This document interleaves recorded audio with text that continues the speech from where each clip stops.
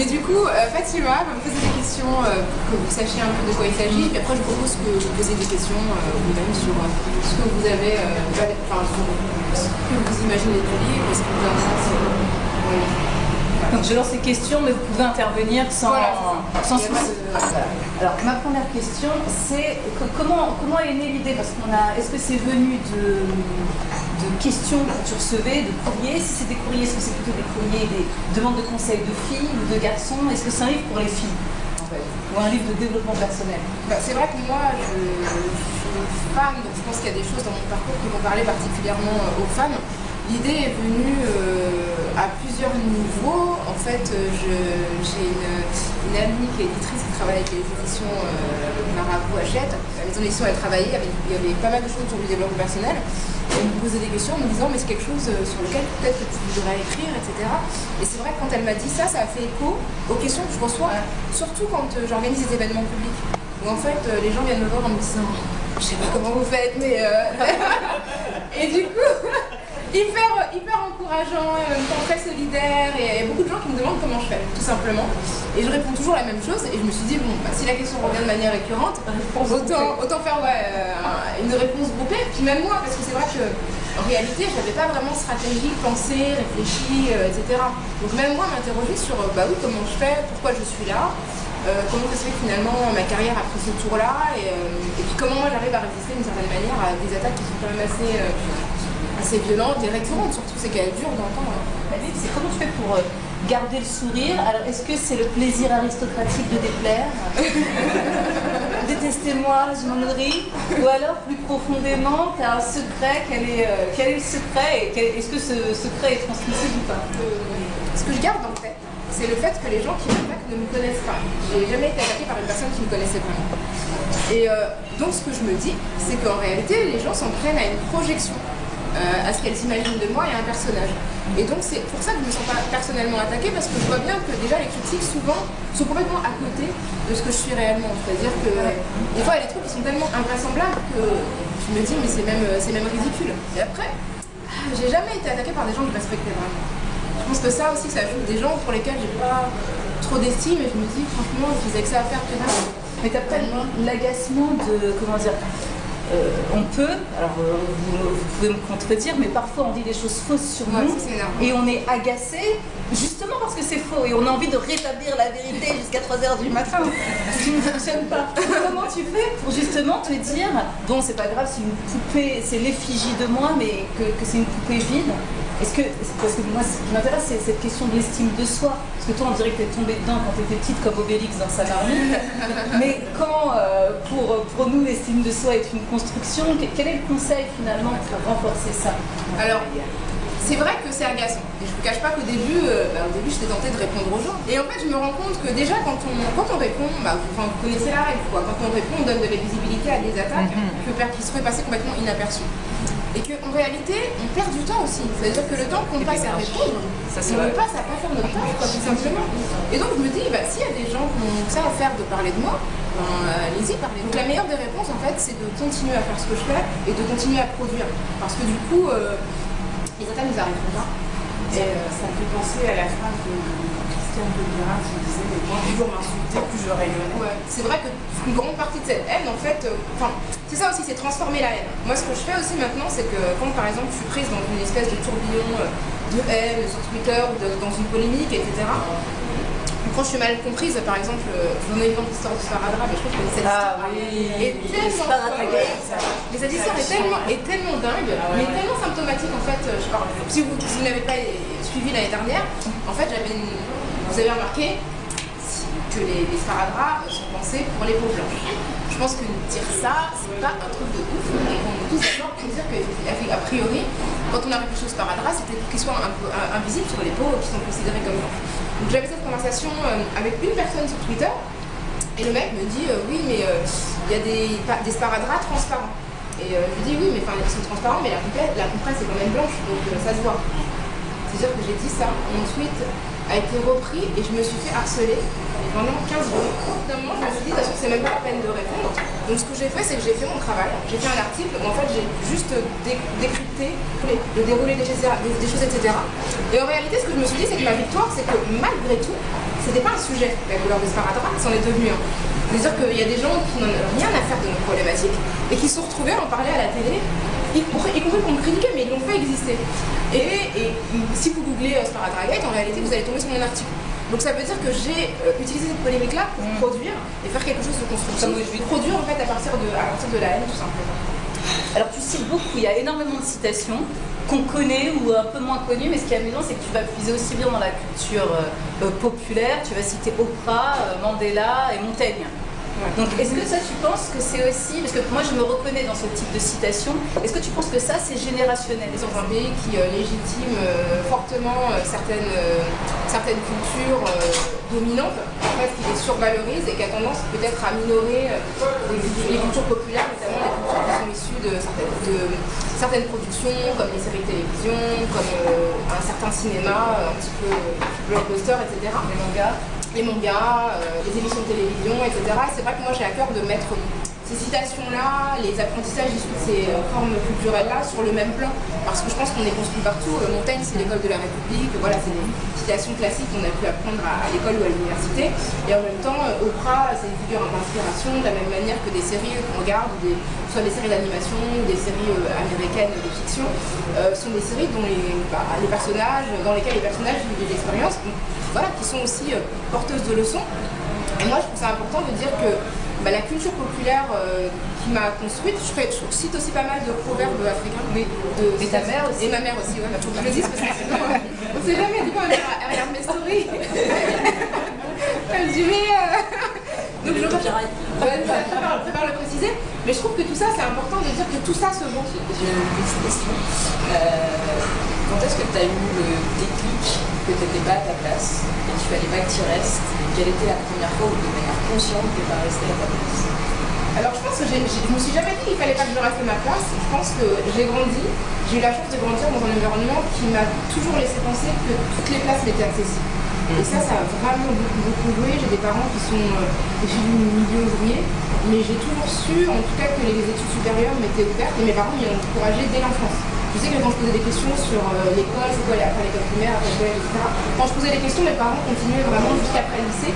Et pour moi, c'était une évidence que j'y aurais accès, comme pour mon frère. Donc ça, je pense que déjà, c'est quelque chose qui aide beaucoup dans la projection dans le futur. Et après, c'est vrai que je me suis rendu compte que je n'étais pas à ma place à la fin de mes études supérieures. Parce que il n'y avait plus trop de noirs ni d'arabes. Et que c'est ça, ils disparaissent. C'est Koh-Lanta en fait. En fait, les études supérieures, c'est le Koh-Lanta des minorités. Il y a encore de l'entreprise. Oui, c'est vrai. Effectivement, la progression.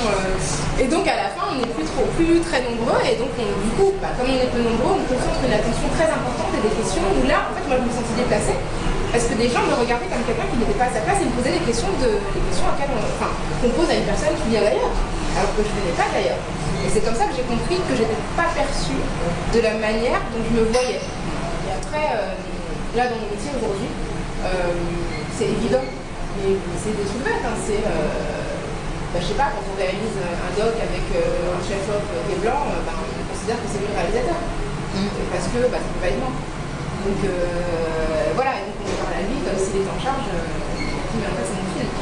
Donc c'est ce genre de petits détails où effectivement on a l'impression qu'on doit affirmer des choses.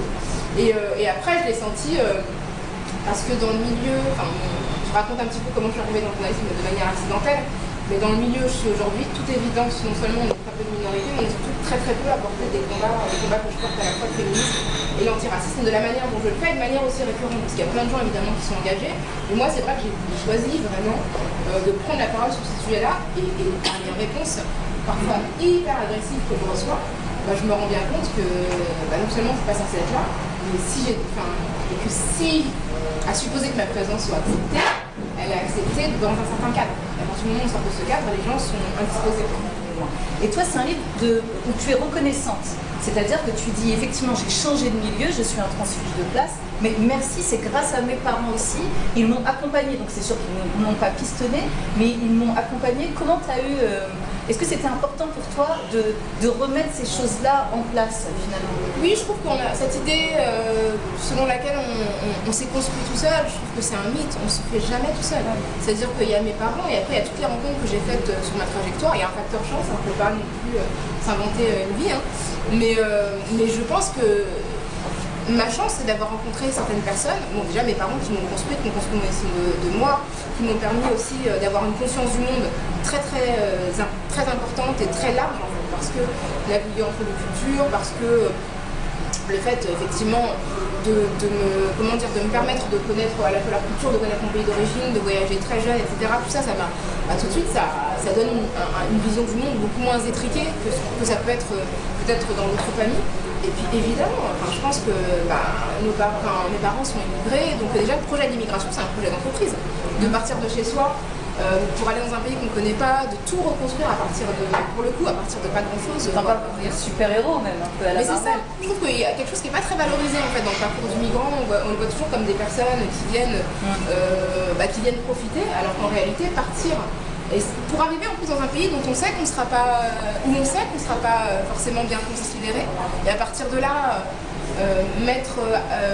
donner naissance à une famille, lui permettre de vivre, lui permettre d'accéder à ceux à quoi on n'a pas accédé, etc. Pour moi, c'est vraiment de l'héroïsme à l'état pur. Et donc ça, je pense que c'est quelque chose qui m'a été transmis. Et c'est important de dire que ça fait partie de mon patrimoine et de mon capital. Et que oui, je ne me suis pas construite toute seule. Et clairement, aujourd'hui, au quotidien, si on me demande comment je fais, je suis hyper bien entourée. Tu n'as pas peur d'être critiquée lorsque ce sont des personnes bienveillantes. En quoi la critique aussi elle est importante? Parce que sinon on a l'impression que tu es invulnérable. Non, je sais très bien où je vais, laissez-moi. Non, je pense que déjà, moi, mon entourage est constitué en grande partie de personnes que je connais depuis très longtemps. Donc ça, c'est important d'avoir des gens qui m'ont toujours connu, qui me connaissent. Moi, mes meilleurs amis sont les gens que j'ai connus au lycée, en grande partie de mes meilleurs amis. Donc du coup, c'est important de se dire que il y a des gens qui m'ont connu dans toutes circonstances, toutes les crises, les échecs, les réussites, etc. Du coup, l'avis qu'ils peuvent avoir sur mon travail, sur moi, sur ma trajectoire, c'est un avis qui est construit, notamment par notre passé commun. Et après, c'est vrai que moi, je suis très...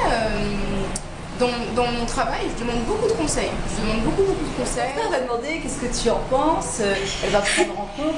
C'est amusant, ce décalage aussi très faux entre l'image qu'on peut avoir quand on ne connaît pas et puis cette réalité-là. Mais c'est vrai que c'est ce que tu disais tout à l'heure par rapport à ce qui peut être agaçant, c'est vraiment ça. C'est que du coup, c'est vrai que les gens s'en prennent un personnage, mais le personnage existe indépendamment de soi. Donc là, c'est vraiment un truc aussi qu'il faut apprendre à accepter, de se dire que on est perçu d'une manière qui ne correspond pas à ce qu'on est réellement. Et du coup, on a une espèce de petite figure qui existe et qui se balade à notre corps défendant.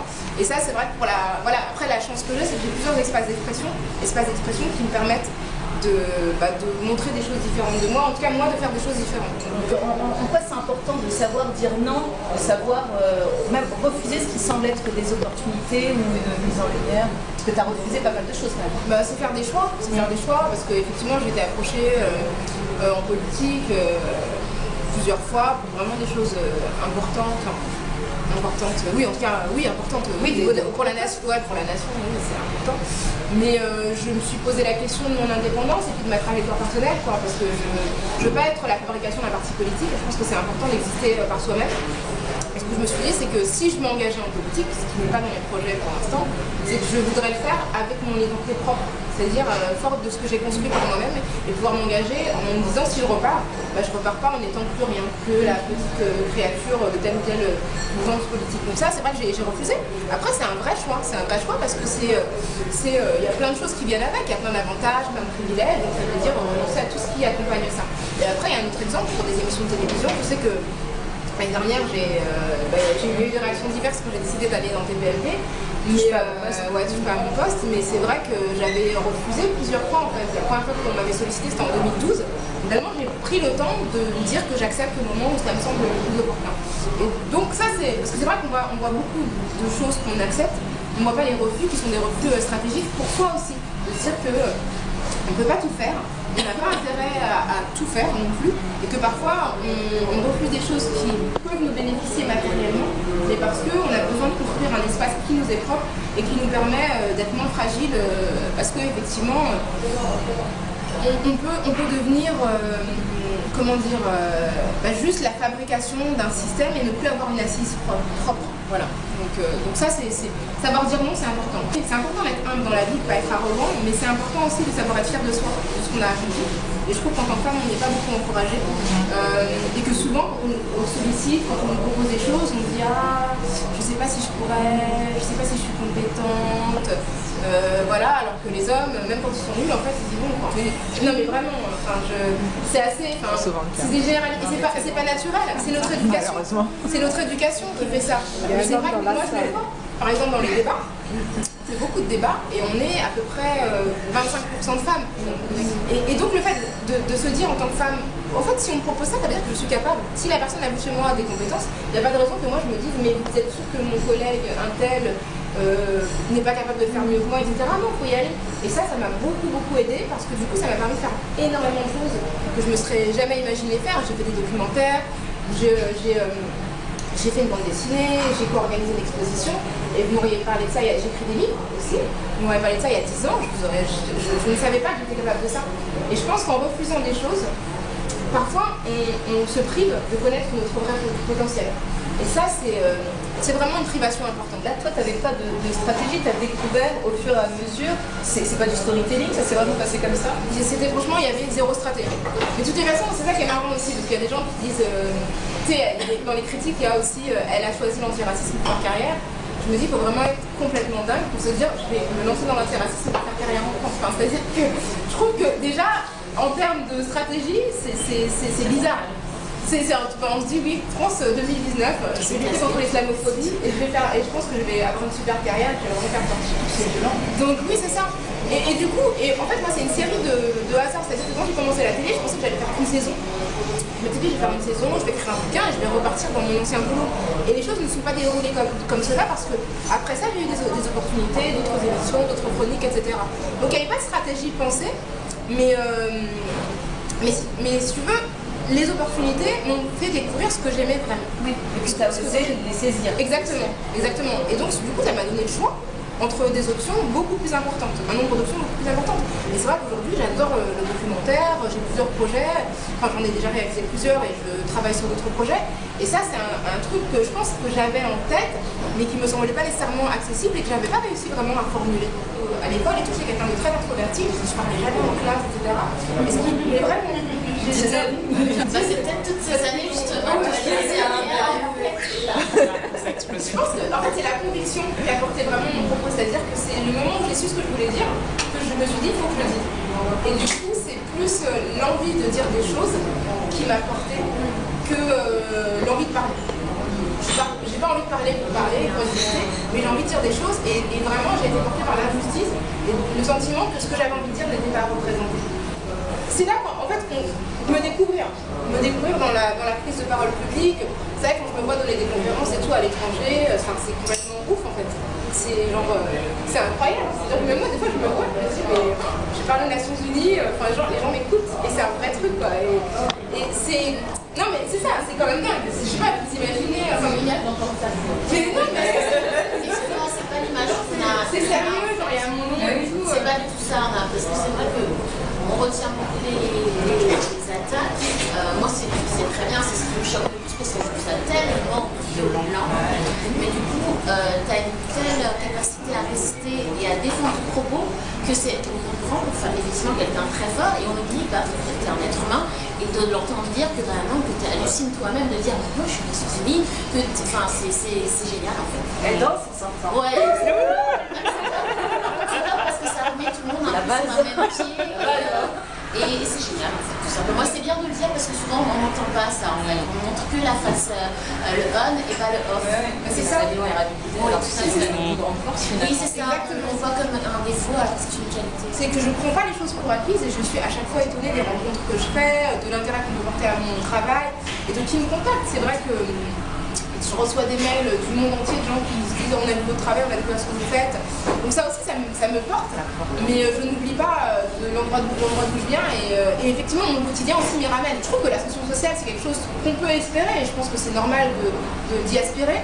Mais moi, c'est un choix personnel individuel, j'ai pas envie de me couper de cette réalité et sous prétexte d'ascension, de ne plus être quotidiennement confrontée à des choses qui me nourrissent en fait, qui me nourrissent en tant que journaliste aussi. Tu as quand même quelque chose un rapport très paisible à ton corps, au poids, à pas mal de choses, et justement tu fais référence à toutes les femmes, les belles femmes que tu as pu voir et qui sont très très variées. Est-ce que tu peux en parler par rapport à ta famille? Ouais, c'est ça, par rapport aux références culturelles, parce que je trouve, c'est vrai qu'en France on a l'image des femmes qui est très, comment dire, circonscrite à certains carcans, à certains canons, l'éternelle jeunesse, l'éternelle minceur, voilà, une espèce d'image de la parisienne très, très figée. Et c'est vrai que moi mes parents sont du Sénégal, et donc ma mère est sénégalaise, et moi j'ai grandi avec une mère qui s'est toujours trouvée trop maigre, qui était vraiment, qui était horrifiée en fait parce qu'elle se trouvait maigre, qui mangeait, etc.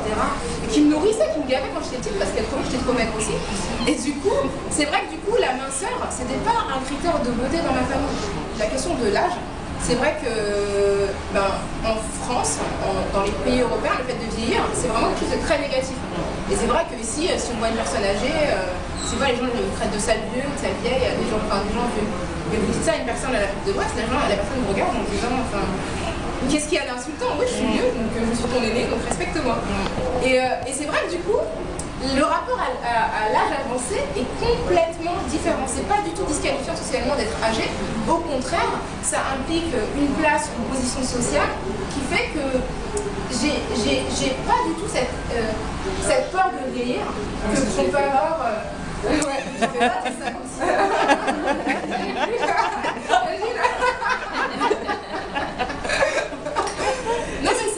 Non mais c'est vrai, tu le vis bien aussi, parce qu'il y a ce truc de black don't crack. Toutes ces personnes qui ne font pas la rage. Donc si c'était plus marqué, tu le vivrais aussi bien. C'est que vraiment, tu faisais ton âge, mais genre si tu ressembles à Caroline Forest. Non, mais après, je pense qu'il y a la méchanceté aussi. Je pense que c'est pas la peau, c'est la. Je pense que des fois, c'est. Non, c'est vrai que c'est notre vécu qui se retourne sur notre visage. Ouais, c'est ça, c'est qu'à un moment donné, ça sort. C'est la revanche des gentils, ça s'appelle le karma. Les référents que j'ai dans mon environnement culturel m'ont beaucoup aidé à accepter aussi des formes de beauté différentes, quoi. C'est ça, quand toutes les polémiques qu'il peut y avoir sur le port du foulard et tout en France, moi ça me paraît absurde. Dans ma famille il y a tout, et c'est vrai que bah oui il y a tout, ça veut dire qu'on est libre aussi de choisir, etc. Et donc ça ne me semble pas quelque chose de lointain ou de anti-féminin que de faire un choix vestimentaire, un choix religieux qui n'est pas le choix dominant en France. Donc je crois que c'est important, enfin pour moi ça a été important de me construire à travers tous ces héritages-là et tous ces référents. Et non, ça a participé, ça a construit aussi ta forme de militantisme, de justement pas vouloir, ou du moins pas te reconnaître dans toutes ces injonctions et ces standards de beauté qui étaient dominants. Par exemple, quand tu fais tes chroniques télé et que tu arrives avec des tenues à motifs africains et que tout le monde, encore là, tu as des vagues de commentaires assez délirants, où tu viens tresser, etc., c'est aussi une affirmation de ce que tu es et du fait que des femmes comme toi existent. Et donc comment, j'imagine qu'à force tu te blindes, mais ça touche toujours d'une certaine manière. Comment tu fais pour équilibrer ça en fait et pas toujours être, je m'habille comme ça parce que je milite, juste parce que c'est beau et que j'adore ça. Voilà, comment tu arrives à équilibrer en fait? C'est vrai que c'est un vrai truc, c'est-à-dire que quand j'ai commencé la télé, j'ai commencé dans une émission où j'étais chroniqueuse et puis après j'ai commencé à faire des débats. Ce dont je vous parlais tout à l'heure, c'est du fait que je suis souvent la seule femme et tout le temps la seule noire, la seule minorité même. Et ce que j'ai compris, c'est qu'au milieu de 3, 4, 5 hommes en costume gris, quelle que soit la tenue que je porte, de toutes les façons, on voit que moi. C'est-à-dire qu'il y a un truc évident, donc c'est pas la peine d'essayer de me cacher en mettant des tailleurs passe-muraille, c'est mort, quoi. Je suis là. Donc c'est vrai qu'assez rapidement, j'ai pris le parti juste d'accentuer ma visibilité. C'est-à-dire que je suis là, écoutez, ok, je mets un top jaune ou rouge, de toutes les façons, on voit autant l'accentuer. Et après, c'est vrai que moi, je veux utiliser la plateforme que j'ai pour promouvoir les valeurs qui me sont propres. Donc très rapidement, je me suis intéressée à la fois à la mode éthique et aux jeunes créateurs. Et plutôt aux jeunes créateurs issus de minorités. Donc il y en a beaucoup qui travaillent avec des tissus d'origine, des tissus qui sont issus du continent africain, qui sont populaires en Afrique. Et c'est vrai que ça a été remarqué. Et j'ai eu des remarques positives et je me suis dit, oui, puisque je suis là, je suis à l'endroit où je suis, autant donner de la visibilité à cet héritage-là. Et c'est marrant parce que quand j'étais ado, jamais de la vie, j'aurais mis un truc comme ça. C'est-à-dire que pour moi, c'était pas à la mode, non? C'était pas à la mode. Et puis on en mettait, mais c'est quand on a. Mais il y avait aussi le regard des autres. Il y avait le regard des autres, il y avait l'envie de ressembler aujourd'hui. Donc, mais je suis contente de pouvoir porter ça et quand ça fait réagir les gens, mais ça me fait pleurer de rire. Je me dis, mais habituez-vous, il n'y a pas que mon prénom en fait, il y a tout ce qui vient avec et on est plein en fait. Mais c'était même pas de la provocation, parce que et dans les réactions, que tu parles des réactions négatives, il y a aussi des réactions très positives. Est-ce que tu peux parler de cette jeune fille là qui t'avait justement ta première apparition télé, où tu avais les cheveux encore plus courts, c'était sur Canal+. Là tu avais une lettre, c'était beau. C'était hyper touchant en fait, la première fois que je suis apparue, une des premières fois que je suis apparue sur Canal+, donc j'étais chroniqueuse dans une émission qui s'appelait La Matinale, qui est vraiment une émission d'info, et moi j'avais une chronique actu sociale. Et en fait, quelqu'un m'a écrit pour me dire écoutez, c'est la première fois que je vois une femme noire foncée avec un nom africain et des cheveux crépus qui vient parler de choses sérieuses à la télévision. Et j'ai réfléchi, on était en 2009, et je me suis dit waouh, c'est un truc de fou. Parce que pour moi, j'avais les cheveux crépus, il n'y avait pas de. Il n'y avait absolument aucune. Il n'y avait pas de position politique dans ça, c'est juste que. Cheveux courts, c'était la coupe de 10 € là à Château d'Eau.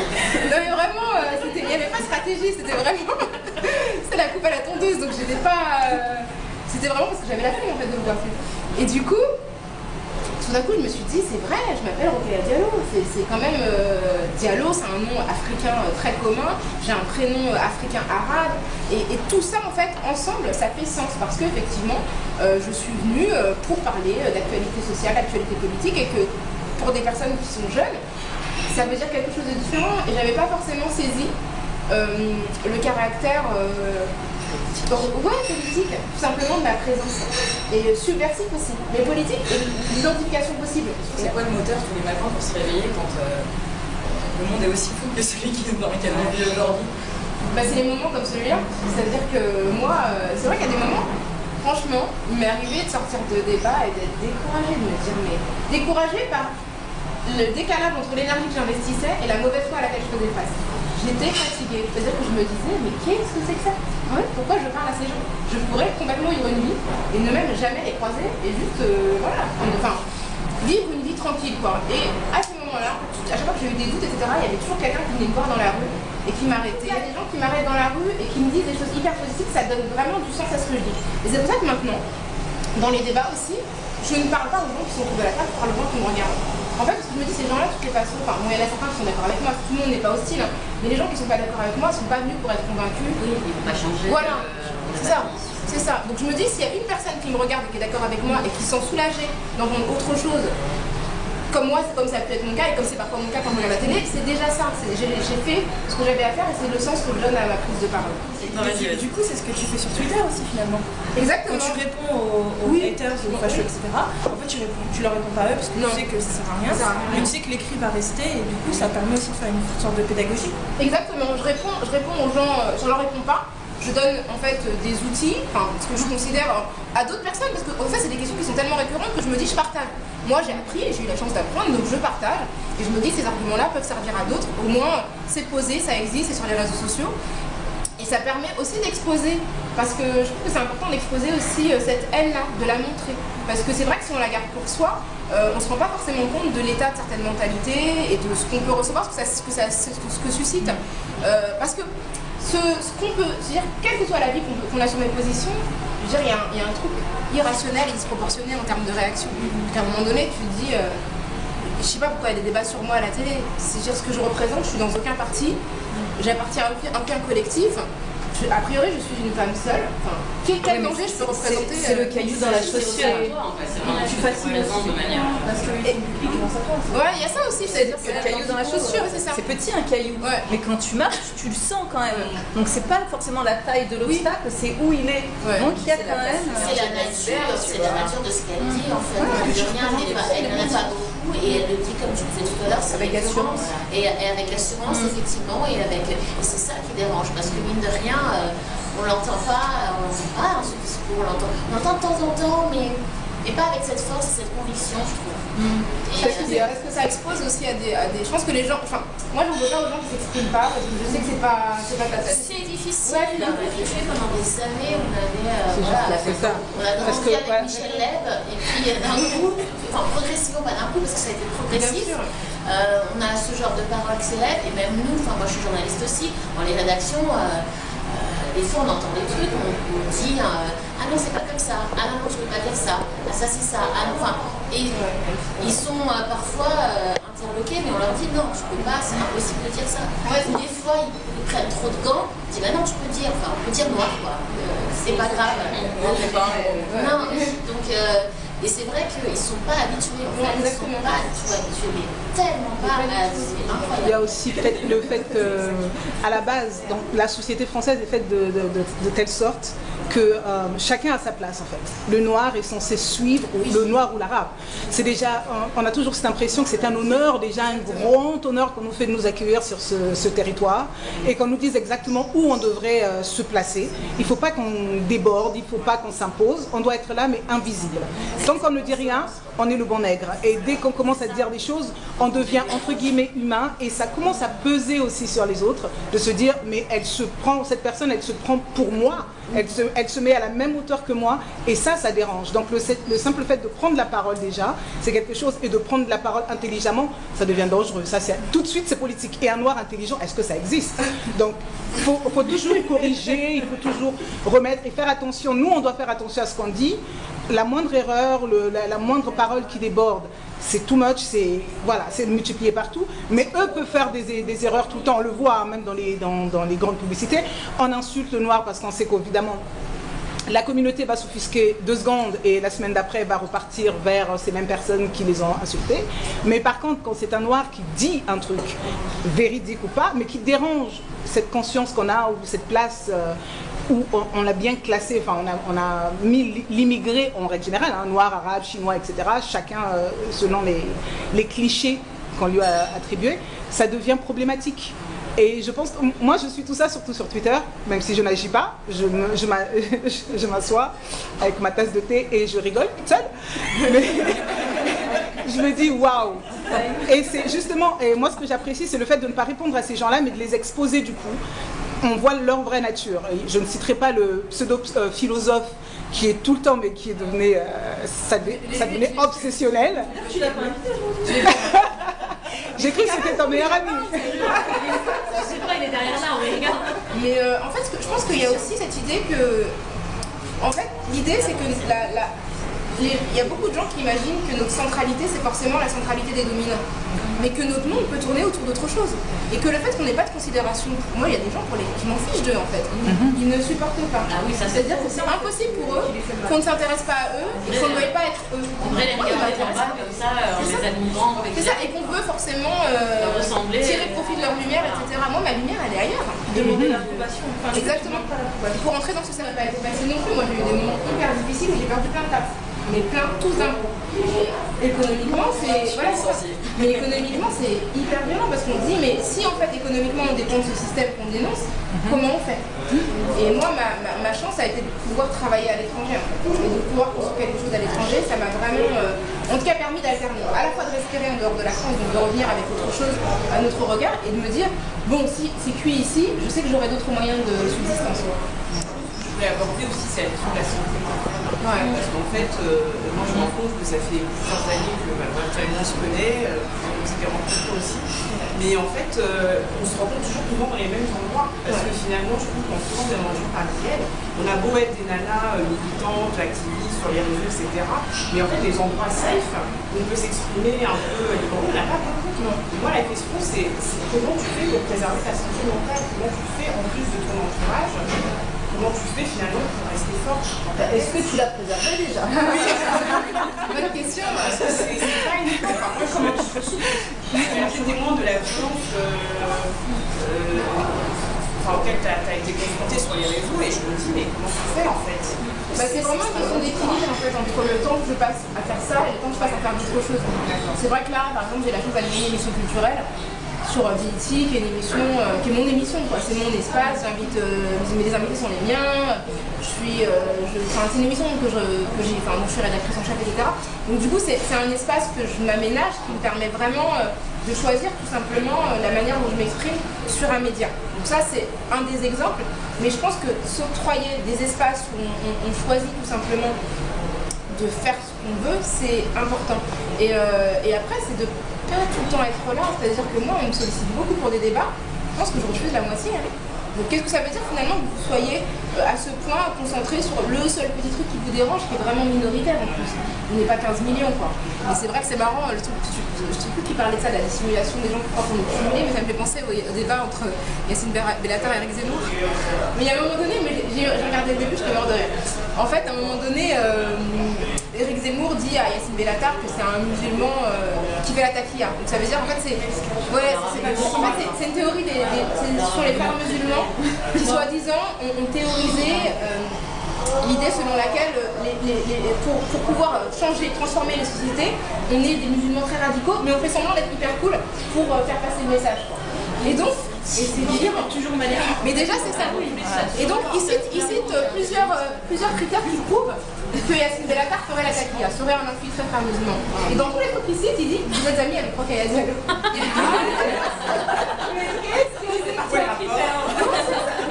Et comment il y a des gens qui croient sérieusement que j'ai été envoyée par les frères musulmans. Mais je me dis là c'est vraiment. En fait, c'est des mots-clés, tu sais, qui reviennent, frères musulmans, Ramadan, etc. Juste pour désigner en fait des Arabes et des Noirs qui sont vaguement musulmans ou pas, qui sont de culture musulmane et qui ont juste en fait des propos politiques. Le fond du problème, c'est ça, c'est le propos politique qu'on peut tenir sur notre place justement dans cette société, qui on est, ce qu'on veut être, ce qu'on nous laisse être ou pas, là où on nous accepte ou pas, et après on se poudre dessus de mots-clés comme ça, parce que ça fait peur l'islam, mais sinon dans le fond on sait très bien, dès qu'on entend salafistes, frères musulmans, machin, on sait que c'est juste des mots-clés pour dire, bon ça c'est des arabes et des noirs qu'on ne veut pas entendre. Oui aussi, complètement. C'est Mariam, la présidente du NEF, qui avait parlé au nom des étudiants et on est venu l'attaquer sur des trucs qui avaient absolument rien à voir. Sachant qu'elle avait été élue par ces mêmes étudiants. Non mais c'est ça. Une chanteuse, pas d'une manière aveugle dans les yeux, en mode on n'est pas au courant qu'elle est voilée quoi. En fait c'est ça qui choque, je pense, c'est que Mariam Pouchtou ou Menel, elles ont été mises sur le devant de la scène, comme toi elles ont suscité beaucoup de réactions, et bon du coup elles sont effacées parce qu'elles voulaient pas. C'est normal, aussi c'est pas évident, mais du coup toi je pense ce qui choque c'est qu'ils s'attendaient à ce que cette vague de violence fasse taire, mais que toi en fait tu dises bah non, je suis là, non, ça m'atteint pas, et que tu continues à réagir, et je pense que ça ils cherchent aussi avec beaucoup, encore plus être violent pour justement à chaque fois te pousser à reculer et à te taire en fait. Mais c'est pour ça aussi que ça part dans des trucs très hard et très violents, tu feras des messages, moi je trouve que tu es très courageuse, parce que du coup vu que tu réponds, tu les lis, forcément du coup ça veut dire que tu mutes pas, tu les vois. Il y en a que je plaque, mais effectivement, et puis après ça va vraiment taguer mes employeurs pour vraiment dire vous avez vu ce qu'elle a dit, LCI, et mais je me souviens que là je fais un podcast qui s'appelle Touftaras chez Bin Video, et Bin a fait un super super thread pour répondre en disant pourquoi et comment et pour quelle raison elle était chez lui. Il est super, il a pris ma défense et il les a calmés en disant non en fait on sait qu'il y en a plus qu'un. Exactement. Oui voilà. Et c'est vraiment si t'envoies, ils te proposent, tu leur as proposé ce podcast et qu'ils ont accepté, logiquement ils savent de quoi tu vas parler, mais ça sert à rien d'aller les voir et leur dire vous voyez elle a dit non. Ça peut être un peu culpabilisateur, c'est-à-dire qu'avec un livre où on fait porter ça à un individu, à la volonté d'un individu, on peut donner l'impression que c'est si tu veux, tu peux. Donc si tu n'as pas réussi, c'est que bon, tu voulais pas vraiment. Donc quelle est la limite? Est-ce qu'on peut par la simple volonté lutter contre le déterminisme social? Ou toi, où est ton livre dans tout ça? Moi, c'est quelque chose que j'ai vraiment voulu préciser dès l'introduction, c'est que je ne suis pas quelqu'un qui promeut la méritocratie qui serait indifférente au contexte social.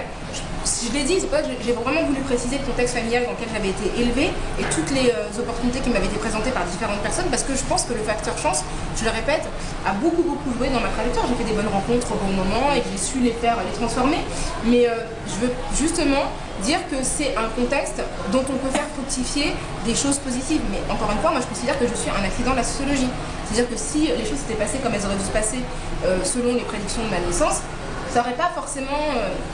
je ne serais pas forcément à l'endroit où je suis. Donc c'est important de dire qu'il y a des facteurs autres qui déterminent notre trajectoire et de ne pas avoir cette conception de moi j'ai réussi, alors les gens qui sont dans ma condition, qui ne s'en sortent pas, vraiment c'est parce qu'ils ne veulent pas, parce que quand on veut, etc. Non, déjà être une femme d'un quartier populaire, être un homme, c'est pas la même chose. voilà, je sais que si je fais de la télé, c'est aussi parce que je suis une femme. Je suis pas certaine que je sais pas, Mokhtar Diallo aurait eu... Non mais voilà, je pense à mon cousin. Mais je pense pas qu'il aurait eu les mêmes opportunités. Enfin, Mokhtar, on sait ton slogan, c'est comme Mandela, je ne perds jamais, soit je gagne, soit j'apprends. Bon, au-delà de la formule, concrètement, quels étaient tes échecs? Qu'est-ce qui t'a permis des exemples d'échecs comme ça ou des choses où tu as raté finalement? Moi, il y a une émission que je raconte où ça s'est hyper mal passé et que j'ai dû quitter alors que c'était mon émission parce qu'on m'avait imposé une collaboration vraiment horrible avec la journaliste blanche, spécialiste de la diversité, mais qui en réalité est spécialiste du hip-hop et était franchement mauvaise. Ça a été très conflictuel entre nous. Moi au départ j'avais vraiment accueilli cette proposition avec bienveillance, mais ça s'est très mal passé, vraiment super mal. Et moi j'ai quitté ma propre émission, c'est-à-dire que c'était invraisemblable parce que je voulais pas travailler avec elle. Ça n'existe pas généralement quand on a une émission, la chaîne nous soutient et c'est l'élément problématique en fait qui s'en va. Mais je suis partie et c'était super violent parce que déjà on se dit que on a toujours l'impression qu'on est indispensable.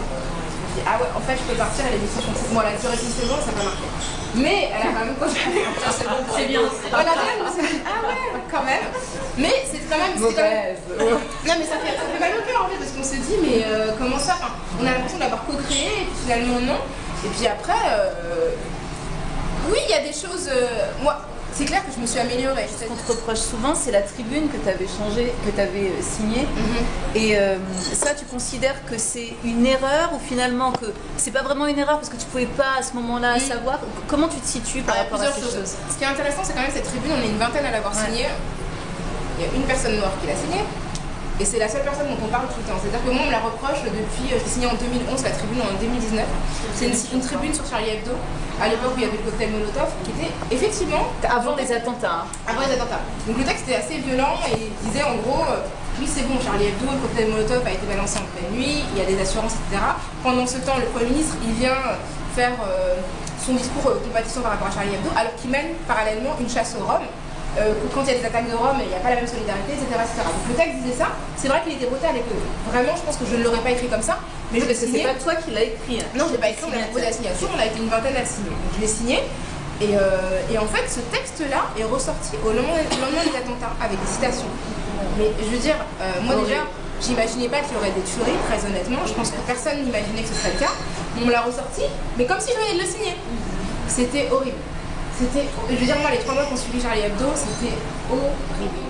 C'est ça, à supposer que cette tribune soit une erreur, dire que j'ai l'impression que je vais payer toute ma vie, ça va toujours être le truc qu'on va me ressortir régulièrement en disant elle n'est pas Charlie, etc. Donc c'est vrai qu'il y a cette difficulté-là où on se dit qu'en fait on a une marge d'erreur qui est beaucoup moins importante et que finalement il y a des choses que je vais porter avec moi très longtemps et qui vont toujours me ressortir quoi que je fasse. On est journaliste blanc qui traiterait de la question raciale, on leur dirait jamais vous êtes trop au cœur du sujet ou alors qu'ils le sont tout autant que nous. Bien sûr. Vous n'êtes pas assez objectif et dès que c'est des journalistes racisés, femmes, etc. C'est toujours ça qu'on va leur sortir pour éviter qu'ils s'en qu'ils en parlent. Et pour invalider leur analyse aussi. Mais parce qu'à chaque fois, encore une fois, c'est comme je crois que c'est madame qui le disait, c'est pas le rôle qu'on nous a attribué en fait dans cette société. Ils ne sont pas habitués, c'était pas ce qui était prévu en fait, ça. On ne peut pas faire ça en fait. Donc du coup, c'est très perturbant et très malaisant pour eux de se prendre en plein visage des choses qu'ils n'ont pas forcément réglées avec eux-mêmes, je crois aussi. Toute cette question coloniale, etc. Je pense que ça revient sans cesse à ça. Et tant qu'on sera, parce qu'on voit bien aux États-Unis, même s'il y a encore beaucoup de difficultés de problèmes, les réactions ne sont pas les mêmes. Quand ils doivent dire on est désolé, on a merdé, ils le disent. Et ici, c'est pas le cas encore. Et tant que ça sera comme ça, on aura toujours ce genre de difficultés. Mais le truc, c'est que nous, on en a marre et qu'on continue d'avancer. Et on ne demande pas leur permission et forcément, on émerge, quoi, tout simplement. Ouais, c'est ça. Je pense qu'il y a un truc générationnel aussi. C'est que les générations qui sont arrivées auparavant avaient d'autres préoccupations. Oui. C'est-à-dire qu'il y avait des préoccupations de survie immédiate. Exactement. Qui disaient qu'ils n'allaient pas faire des pétitions contre Michel Leb. On en parlait, c'est vrai que en tant que journaliste, on en a vu des journalistes, mais on n'avait pas d'exemple et je me suis toujours demandé ceux qui ont beaucoup de notoriété, mais pourquoi dans certains événements ils ne disent pas ci, ils ne disent pas ça. Et en fait, on se dit bon, ils ont d'autres priorités, ils font ce qu'ils veulent et c'est vrai que nous, notre génération aujourd'hui, de plus en plus, on ne sautait plus en fait. Et ça fait du bien quand même. Ouais, et puis il y a une sorte de paradoxe aussi. En fait, parce qu'on est les gens concernés, on dit qu'on qu'on est trop émotionnel sur ces sujets, alors qu'on est quand même les meilleures personnes, les meilleurs témoins de l'absurdité du système. Mais quand on en parle, c'est mais non, mais ton expérience de vie n'est pas facile, t'as pas eu de chance. Parce que les femmes, de manière générale, c'est-à-dire que les femmes, on les perçoit souvent comme étant guidées par leurs émotions. Et effectivement, et pas par. Oui, c'est ça. Et c'est pour ça que d'ailleurs, dans les débats, il y a souvent des hommes, parce qu'on estime que la parole des hommes est une parole qui est dépassée. Justement, comme tu étais toujours la même rocaillade, t'en prends plein la gueule et avoir des positions qui étaient différentes. Ça serait intéressant aussi que ces gens-là qui disaient on savait que, en fait, t'as été comme tu l'as toujours été. Moi, je sensible. Voilà, c'est par rapport à la question LGBT, étant pas moi-même LGBT. Je voulais pas donner l'impression de déconsidérer une lutte qui n'était pas la mienne. Donc vraiment, moi, c'est là-dessus que j'étais sensible. Et finalement, moi, il y a des gens que je connaissais, j'ai consulté des gens, etc., qui m'ont dit, mais on préfère que tu sois là que de ne pas t'y voir. Pour nous, c'est plutôt un signe qui peut permettre de dire certaines choses. Et voilà, on est plutôt, enfin, on a un peu fait en soi. Mais c'est vrai que j'avais cette crainte-là d'envoyer un message de « Ah, je m'en fous de vos luttes, mon intérêt avant tout ». Et ça, c'était un peu, moi, c'est ma plus grosse crainte. Et finalement, les attaques ne sont pas venues de là. Elles sont vraiment venues de gens qui étaient majoritairement des personnes arabes, des personnes noires. Mais c'était vraiment... Effectivement, ça montre aussi que... oui, il n'y a pas forcément... Et puis des féministes aussi, vraiment... je sais plus qui honte ces personnes. Je me disais, mais... déjà, en fait, est-ce que tu m'as vu choquer aussi? C'est que personne s'est interrogé sur moi. Ce qui me faisait plaisir. Moi, je ne suis pas au service des gens, en fait. Je veux dire que je ne suis pas là pour faire passer... une certaine idéologie avant mon propre bien-être, etc. Peut-être que ça me fait marrer en fait d'aller dans cette émission, peut-être que je vais rigoler, peut-être que... Enfin, personne s'est demandé, ça me faisait plaisir si ça pouvait tout simplement me permettre de passer des moments agréables. Et ça, je trouvais aussi que c'était une manière de me déshumaniser. Et de ne pas de considérer que j'étais l'instrument d'une idéologie. Et que je devais m'oublier pour ça. Et que, ok, peut-être que je me suis... Admettons, je m'étais dit, si je me suis plantée, imagine je me suis plantée, le fourreau, etc. J'ai fait autre chose. Et si ce choix-là, si ça avait été une erreur, s'il avait effacé tout ce que j'avais fait, franchement, ça m'aurait choqué. Parce que je me dis, mais attends, j'ai fait plein de trucs avant, et je pense que j'en ferai après. Une saison dans une émission, ça ne peut pas complètement effacer tout ce que j'ai pu faire auparavant. C'est pas possible. Surtout de la manière que tu le faisais, c'était impossible. Enfin, on peut dire, moi j'ai regardé l'émission plein de fois. Et heureusement même que tu as été dans cette émission parce que justement cette parole-là, elle était enfin entendue à cette horaire. Exactement, cet horaire et puis avec cette visibilité-là en fait. Donc il y avait plein de choses qui n'étaient pas anticipables. Mais pour moi, c'est une super bonne époque. Ça m'a permis aussi de parler à un public qui était différent de celui que je connaissais. Et voilà quoi. Mais ça a été aussi utilisé comme un outil de disqualification pour les personnes qui ne connaissaient pas. C'est que pendant un an, les gens qui voulaient s'opposer à moi disaient oui, il a une chroniqueuse de TPMP. Et moi, ça rejoint un peu ce que je disais par rapport à la culture populaire. Moi, franchement, je regardais TPMP. Je regardais quand c'était sur France 4, je regardais au début sur David TV. Du coup, c'est pas quelque chose que je méprise. Moi, j'estime que on a le droit de s'amuser, en fait, on a le droit de faire des trucs marrants. Il y a des choses qui ont été problématiques, et ça, je le dis, je le sais avec les gens. Est-ce que pour TPMP, c'est plus problématique que les recettes, sérieusement? Enfin, je veux dire, à un moment donné, si on est sérieux, est-ce qu'il n'y a pas d'autres émissions où il y a des trucs de ouf qui se disent à la télé et il n'y a pas de polémique? Donc, si on le place dans un contexte général, il y a effectivement, la télé, c'est le reflet de plein de choses qui sont dérangeantes, de sexisme, d'homophobie, de racisme, mais que c'est pas uniquement cette émission-là que ça se passe. Donc, quand ça s'est passé dans cette émission-là, j'ai trouvé ça problématique et dénoncé, mais voilà, je trouve que c'est injuste de ne pas en faire complètement. Dans ton livre, on trouve pas des petits trucs croustillants, si vous voulez savoir. La vie sexuelle de Rocaillette, non, ça n'existe pas. Donc, alors, c'est un choix. Est-ce que c'est un conseil que tu donnes? Par exemple, il y a peut-être des jeunes youtubeuses sur Instagram, les gens sont tentés de mettre en scène leur intimité. Est-ce que toi, tu leur déconseilles, tu leur conseilles, ou alors tu leur dis, faites comme vous le sentez? Moi, franchement, j'ai toujours protégé ma vie privée. C'est vraiment quelque chose... parce que je sais que c'est des choses sur lesquelles... à partir du moment où on donne une prise, ça peut vraiment être un outil d'attaque très très important. C'est ça que je suis suffisamment exposée comme ça pour vraiment faire en sorte de ne jamais donner de visibilité en fait, aux personnes qui m'entourent au quotidien, ma famille, mes parents. Vraiment, c'est des choses sur lesquelles je ne veux pas parler. Et du coup, c'est vrai que moi, le fait de ne pas en parler fait qu'il n'y a pas de question. Parce que je trouve que c'est quelque chose qui m'appartient, qui appartient à mon entourage, et que j'ai pas envie d'exposer parce que j'ai pas choisi, parce que les gens avec lesquels je vis n'ont pas choisi d'être exposés, donc j'ai pas à leur imposer en fait des choses qui sont de l'ordre de mon choix personnel et qui se retrouvent en fait dans des tourbillons qui n'ont rien à voir avec eux. On ne donnerait pas forcément ce conseil à tout le monde, parce qu'il y a des gens que ça peut abuser, etc. Mais c'est vrai que pour moi, préserver cet aspect-là des choses, ça me donne quand même aussi une maîtrise sur ma vie, mais y compris dans des portraits assez creusés qui ont été faits de moi. Mais il n'y a même pas de question parce que je pense que clairement j'ai mis la barrière sur toutes les façons. Non, enfin, vous ne viendrez pas chez moi, c'est chez moi. Et voilà, le portrait, on fait dans un café, quoi.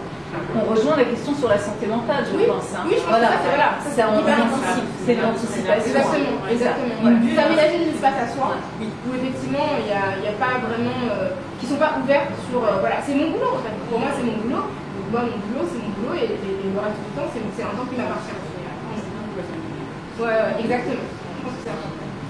Si tu devais parler à toi, enfant, qu'est-ce que tu te donnerais comme conseil et qu'est-ce que tu te donnerais surtout comme conseil à la suite de ta vie? Ah, c'est une bonne question. Je pense que je me donnerais comme conseil d'être attentive à la chance que j'ai d'avoir un environnement aussi varié. C'est-à-dire qu'aujourd'hui, je réalise, pour côtoyer des gens très différents professionnellement, du fait que c'est une richesse inouïe en fait. C'est pas, je vais pas faire un truc banal de la diversité, c'est une richesse, mais enfin, c'est un truc de dingue en fait. De pouvoir, moi j'ai grandi dans un immeuble où tout le monde était asiatique, à part ma famille et une autre famille qui était d'origine tunisienne. Mais genre, déjà rien que ça, c'est dingue en fait. Et pour moi, c'était ma normalité. Je faisais toutes les fêtes, on allait manger les uns chez les autres, on faisait toutes les fêtes de plein de gens différents, etc. Bref, ça m'a donné une conscience du monde qui était incroyable quoi.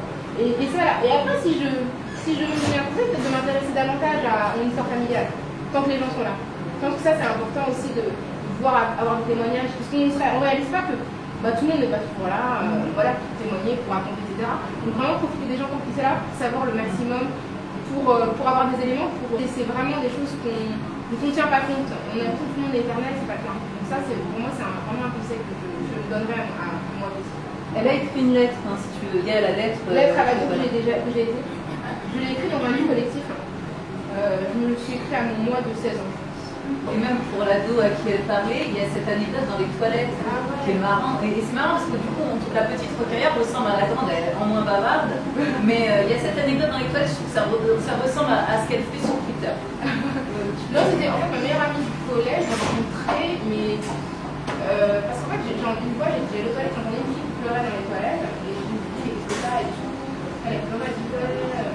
Il m'a dit, regardez le club de hockey qui était une gamine et tout, qu'elle pleurait de ouf. On est en 6ème, je crois, genre, on l'a appelé Dorothée et tout. Je me dis, moi aussi, je regarde et tout, mais n'importe quoi, c'est trop bien, je t'en fous et tout. Et non, mais vraiment, le truc de la révolution de j'ai 11 ans. Et du coup, je lui ai dit, non, mais je regarde le club de hockey, si tu veux, vas-y, on regarde. Et en fait, le lendemain, il y avait les épisodes de mercredi, et le lendemain, on parlait de Senseiya, je faisais Zodiac, on disait bruyamment, on disait, ouais, t'as vu, Iki, il a fait ça, super fort, quoi. À tel point qu'à la fin, les gens qui prétendaient que c'était la honte et tout, ils disaient, ouais, t'as vu, là, ils sont à se garder tout. T'as pas changé. Et je me souviens que c'est pareil, au lycée, moi j'allais dans les groupes japonaises pour acheter des mangas, je faisais du japonais et tout ça. Et que, à la fin, il y a des gens, parce que dans ma cité, les gens savaient où j'habitais et tout, qui venaient, le dernier, Larson, tu sais, genre discrètement et tout, parce qu'au bout d'un moment, bah oui, moi j'avais des mangas, j'en avais plein, etc. Et finalement, quand t'assumes, les gens, en fait, c'est ça qu'ils ne peuvent pas t'humilier sur le truc. Il y a pas de prise. Moi, je m'en fiche, alors, je sais pas ce qu'il y a de mon truc. Et ça, c'est vraiment, c'est exactement, quoi que ce soit. C'est vrai que ma pote, je me suis rendu compte, c'est devenu ma meilleure amie. Assumer ce qu'on nous donne comme identité et dire à la personne qu'est-ce que tu veux dire par là, généralement, les personnes ne vont pas jusqu'au bout.